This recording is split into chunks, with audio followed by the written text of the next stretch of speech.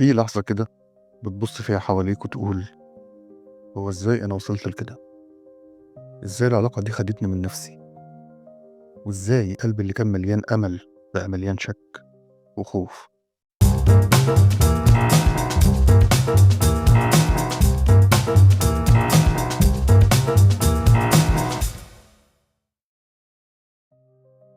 يا مساء الوعي، ويا صباح السلام الداخلي اللي بنلاقيه بعد ما نتكسر شوية ونقرر اننا نستاهل احسن. النهاردة الحلقة دي مش بس عن العلاقات السامة، دي عنك انت، عنك وانت بتفهم انك مش مضطر تتحمل الاذى عشان تحس انك محبوب، عنك وانت بتفوق من غيبوبة اللوم الذاتي، عنك وانت بتقول لأ كفاية، أنا أستاهل حياة أحسن من كده. هنحكي حكايات حقيقية عن قصص ناس زينا عاشوا لحظات ألم بس قرروا يختاروا نفسهم في الآخر. زي قصة رنا، بنت في العشرينات كانت فاكرة إن الحب يعني إنها دايما لازم تكون موجودة لشريكها، حتى لو ده يعني إنها تنسى نفسها. كل يوم كانت بتسمع أنت لو بتحبيني بجد كنت هتعملي كده، وهي كانت بتعمل وبتضحي وبتغير من نفسها، لحد ما في يوم شافت نفسها في صورة قديمة كانت مبتسمة ومليانة حياة، وسألت نفسها أنا فين دلوقتي؟ اللحظة دي كانت بداية إنها تفهم إن الحب مش المفروض يكون ألم. هنحلل المشاعر ونسأل أسئلة وجعتنا زمان بس النهاردة بقينا أقوى عشان نلاقي إجابتها. هنمشي معاك في الرحلة دي خطوة بخطوة عشان نوصل للنور اللي مستنيك.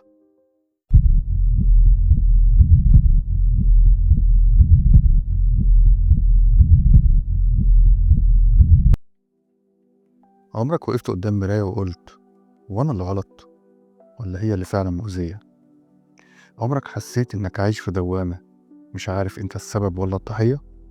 العلاقات السامة مش دايما بتبدأ بسم، ساعات بتبدأ بحلم، بكلمة حلوة بتدفي القلب، باهتمام مفاجئ يخليك تحس إنك مميز. بس مع الوقت الحلم ده بيتحول، كل الاهتمام بيبقى سيطرة، والكلام الحلو بيبقى نقد، الشخص اللي كنت فاكره أمانك بيبقى مصدر خوفك. طب ليه بنقع في الفخ ده؟ لأننا ساعات بندور على الحب في المكان الغلط، بنفتكر إن الحب يعني تضحية. طب حتى لو التضحية دي كسرتنا بنصدق إن الألم جزء من العلاقة، وإن لو حبينا بجد لازم نستحمل. خلينا نحكي قصة إلهام بنت في التلاتينات كانت دايما بتحلم بعلاقة زي اللي بتشوفها في الأفلام. لما اتقابلت مع حسام حسسها إنها أهم حاجة في حياته، كان بيبعت لها رسائل كل يوم وبيتصل بيها ويقول لها أنت مختلفة. بس بعد كام شهر بدأ يتغير، لو راحت حفلة مع أصحابها يقول لها يعني أنا مش كفاية، ولو نجحت في شغلها يعلق ما كنتيش هتعملي كده وأنا مش جنبك. إلهام كانت دايما بتبرر تصرفاته وبتقول هو بس خايف يخسرني. بس مع الوقت بدأت تحس إنها بتختفي، كل قرار بتاخده في حياتها لازم هو يوافق عليه، كل فرحة لازم تكتمها عشان ما يزعلش، لحد ما يوم لقيت نفسها بتعيط من غير سبب، وسألت نفسها هو ده حب ولا ده عقاب؟ القصة دي مش بس عن إلهام، دي عن كل واحد وواحدة فينا حس إن الحب يعني إنه يلغي نفسه عشان يرضي اللي قدامه. بنقع في العلاقات السامة لأننا بنخاف نبقى لوحدينا، أو لأننا بنصدق إننا مش هنلاقي أحسن. بس الحقيقة الحب الحقيقي يخليك تحس إنك أنت مش نسخة من حد. هنتعلم إزاي نكتشف الأنماط دي، وإزاي نفهم إن المشكلة مش فينا بس في اللي بنسمح له إنه يستمر.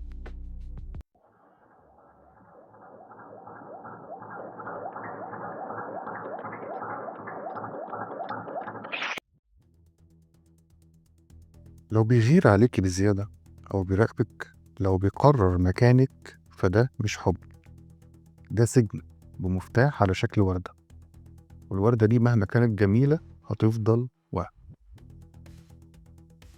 العلاقة السامة ساعات بتيجي في علبة هدية بتلمع، بتبدأ بجمل زي أنا بعمل كده عشان بحبك، أنا خايف عليكي. بس لما بتبص كويس هتكتشف إن الجمل دي مجرد تبريرات للتحكم. لما تلاقي نفسك بتستأذن عشان تضحك، أو بتخاف تفتح تليفونك قدامه، أو بتفكر 1000 مرة قبل ما تقول رأيك، يبقى في حاجة غلط. الحب الحقيقي مش بيخليك تحس إنك في امتحان على طول، الحب الحقيقي بيخليك تحس إن أنت حر مش محاصر. خلينا نحكي قصة أحمد. أحمد شاب في أواخر العشرينات وكان بيحب يارا بجنون. في الأول كانت يارا بتتصل بيه كل ساعة، تبعت له صور من يومها وبتقول له أنا ما بحسش بالأمان غير معاك. أحمد كان فاكر ده حب، بس بعد فترة بدأت تطلب منه يبعد عن أصحابه، تقول له مثلا أصحابك دول مش نافعين، ولو لبس تيشيرت معين تقول له ده مش لايق عليك، ولو اتأخر في الرد تعمل مشكلة، تقول له أكيد في حد تاني في حياتك. أحمد بدأ يحس إن كل خطوة في حياته متراقبة، حتى لما كان بيروح شغله كان بترن عليه تسأله تقول له أنت فين ومع مين، لحد ما بطل يخرج وبطل يضحك زي زمان. هو بقى بيخاف يعمل أي حاجة من غير ما ياخد موافقة يارا. في يوم من الأيام صاحبه بعت له صورة قديمة من فرح، وأحمد شاف نفسه بيضحك من قلبه وسأل نفسه هو أنا ليه ما بقتش زي الأول؟ اللحظة دي كانت بداية إنه يفهم إن التحكم ده مش حب، ده سجن. التحكم بيجي بأشكال كتير، زي الغيرة الزيادة ومراقبة كل خطوة وتقليل من إنجازاتك، أو إحساسك إن أنت لازم تثبت نفسك كل يوم. بس الحب الحقيقي بيخليك تكبر مش بيصغرك، بيخليك تحس بالأمان مش بالخوف. وهنعرف إزاي نميز بين الغيرة الطبيعية والغيرة المسممة، إزاي نعرف إن اللي قدامنا مش بيحبنا بس بيحب فكرة إنه بيتحكم فينا.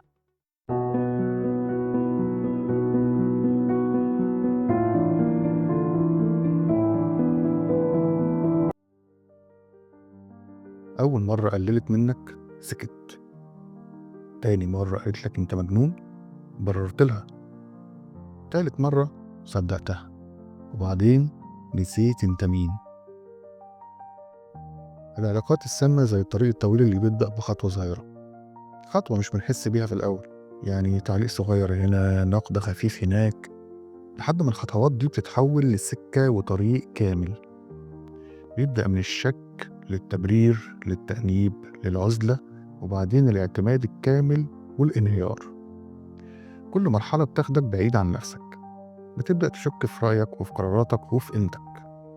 خلينا نحكي عن ليلى، ست في الأربعينات، كانت متجوزة من عمر من 10 سنين. عمر كان دايما بيقول لها انت حساسة زيادة والموضوع عادي مش مستاهل، وكل ما كانت بتحكي عن إحساسها بإنها زعلانة كان بيرد انت بتكبري الموضوع.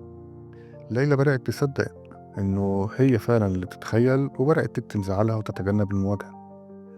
مع الوقت عمر بدأ يبعدها عن أهلها ويقول لها أهلك بيتدخلوا أوي في حياتنا، فبعدت.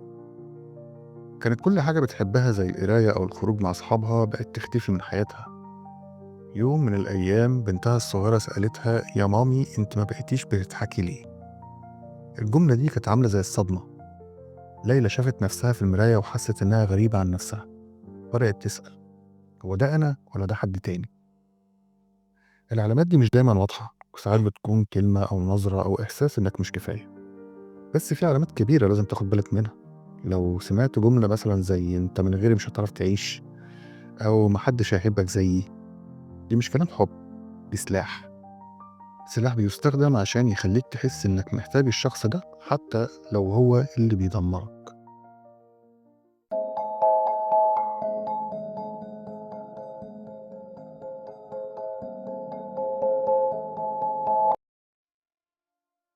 عارف إنك بتتأذي بس مش قادر تمشي، ما تقلقش، ده مش ضعف، دي متلازمة الحب في القفص، والقفص ده أنت الوحيد اللي تقدر تفتحه.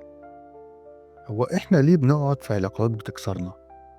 لأن الخوف من الوحدة ساعات بيكون أقوى من الألم، فبنقول لنفسنا يمكن لو صبرت يتغير. بنفتكر إن الحب المفروض يكون صعب، وإن لو مشينا هنخسر كل حاجة، بس الحقيقة اللي بتخسره لما تقعد هو نفسك. خلينا نحكي عن محمد.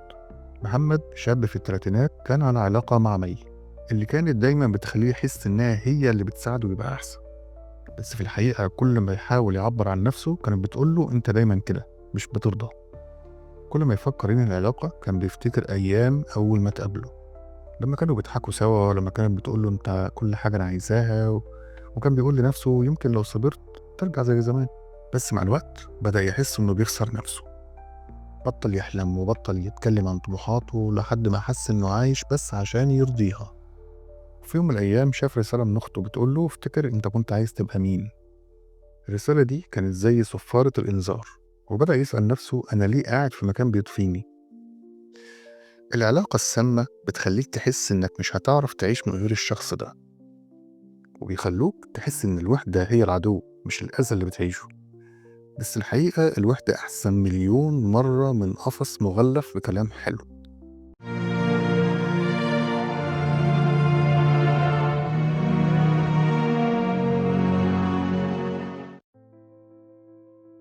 مش لازم تموت عشان تنقذ حد أصلا بيغرقك.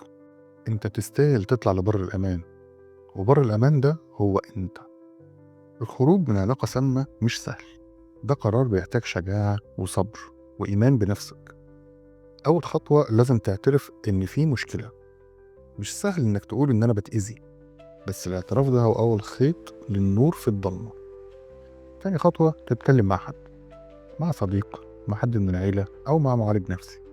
تالت خطوة تبدأ تسترد نفسك وتحط حدود وتقول لأ من غير ما تحس بالذنب. خلينا نتكلم عن نورة، بنت في العشرينات، كانت في علاقة مع شخص كان بيخليها تحس إنها مش كفاية. كل ما تحكي عن أحلامها كان يقول لها ده كلام فاضي، انت مش هتعرفي توصلي لده. نورة كانت بتحاول تثبت له العكس، بس في كل مرة كانت بتحس إنها أضعف. لحد ما يوم قابلت صاحبتها وقالت لها انت كنتي دايما قوية، انت ليه سايبة حد يخليكي تحسي غير كده. نورة بدأت تكتب يومياتها وراحت لمعالج نفسي وبدأت تحط حدود. أول لأ قالتها كانت زي ما تكون بتفتح باب. كل يوم جديد كانت بتكتشف حاجات عن نفسها، زي إنها بتحب الرسم، إنها عندها أحلام كبيرة، إنها مش محتاجة حد يقول لها إنها كفاية. الخروج مش بس إنك تسيب الشخص، الخروج إنك تسيب الفكرة، فكرة إنك مش كفاية من غيره. وإنت مش غلطان عشان مشيت، إنت شجاع عشان اخترت نفسك.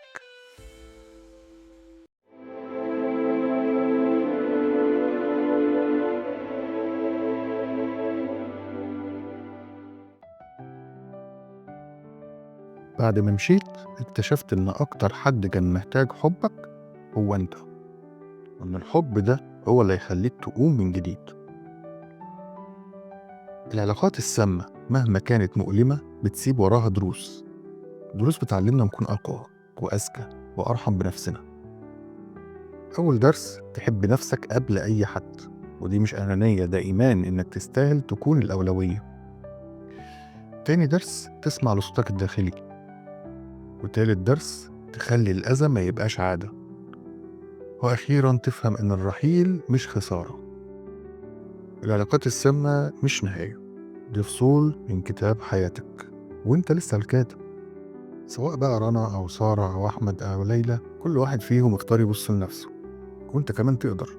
اللي عشته علمك إنك أقوى مما كنت فاكر، إنك تستاهل حب حقيقي، حب ما يوجعكش وما يكسركش وما يخليكش تشك في قيمتك. النهاردة أول يوم في القصة الجديدة بتاعتك، قصة أنت بطلها مش ضحيتها. خلي اليوم يبدأ بده، يبدأ بداية صحية فيها حب من النوع اللي بيبني مش بيهد. وشكرا إنك كنت معانا، وخليك دايما فاكر إن أنت كفاية.